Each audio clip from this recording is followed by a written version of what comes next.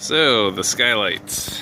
I am putting a skylight, a approximately 16-foot long skylight, in the top of the bus.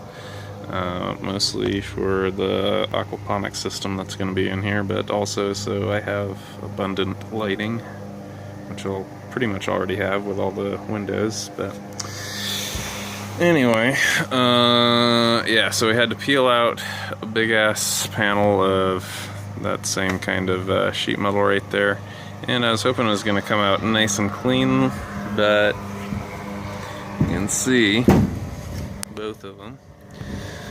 They have like a 4-inch wide, kind of like a tar tape that they use to caulk them, and that was extremely sticky and did not want to let go, and so we had to kind of sardine can them to get them off. I started, you can see there's the little ribs. Actually, this is the same ribbing material. I had to take and pop off all the rivets. I had to pop the rivets off with an air hammer, which I highly recommend you invest in an air hammer as opposed to a hammer and chisel, and definitely don't drill them out. It's just horrible.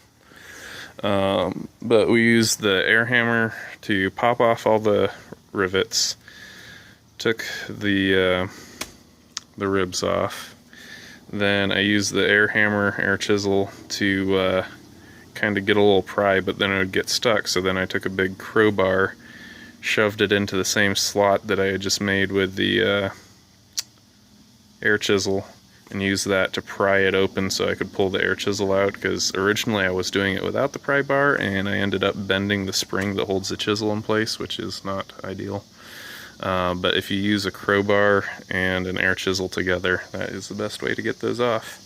And unfortunately, while chiseling off the rivets, you have some that are like this that are just a perfect clean little hole, and then you have some like this where you have a really stubborn rivet and it kind of oblongs the hole, which is irritating when you get to this phase and you're putting screws in. This screw is just fine, but there's some screws over there that if you put a little too much torque on it, it'll take an oblong hole and make it even more oblong and not bite onto the steel. So then you have the rib and the polycarbonate that are holding together, but not the base steel that is the main thing you're trying to screw to. The alternate thing you could do is do a nut and bolt, but then you're looking at about $150 worth of nuts and bolts to hold this thing on, which is kind of silly. But I will be using nuts and bolts every so often, because I'm going to have my solar array is actually going to have the mounting hardware bolted into this same rib. But that will be probably next week. So as you can tell, I have this Macrolon polycarbonate. This is the Macrolon actually has a whole line of polycarbonates. They have abrasion resistant, and this one is the SL Sun Life, and they have a bunch of different ones. Obviously I went with Sun Life because it's going to get a lot of UV rays and I wanted it to last a while. It is the .088, I want to say, which is kind of thick, but I probably could have gotten away with the .22, and it is still amazingly flexible. I think maybe some of that will go away as I get all the screws in. And being as thick as it is, I took, well, first we had to cut it to size with a table saw, and then I took a wire wheel and I gave it a slight bevel. I'm not sure if you can.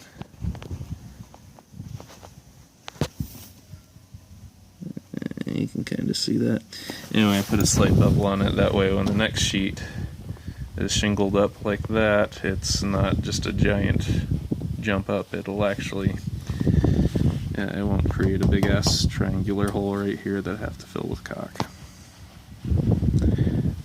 Although one theory I heard is that the UV protection is just a layer on the surface of the polycarbonate, which means this is now unprotected, but the layer that would go on top will hopefully still protect it. So we'll see what happens. This is, I guess, all about experimenting, right? Oh, and as far as sealing and stuff, so the ribs that are going lengthwise, actually you can see pretty much all of them. I didn't want polycarbonate on steel, so I put a little bit of the mastic strip, and then I put a rubber inner tube strip on top of that. That way, even if the mastic were to get depressed too thin, the rubber's still going to pad the polycarbonate from the steel, and you won't get vibration, rubbing, and craziness like that. Down here we have pretty much just the mastic, and I put caulk on the holes. The caulk I'm using this go around is Quad Max, which is a modified polymer, I think they said. So hopefully that works. Not even entirely certain that it's meant to be used with polycarbonate, but again, we're just experimenting. And then the rib, I have the rib being insulated from the polycarbonate with more inner tube strips that I ended up not using on the skins. So that is my 16-foot long skylight and the processes I've been going through and lessons learned. Catch you guys later.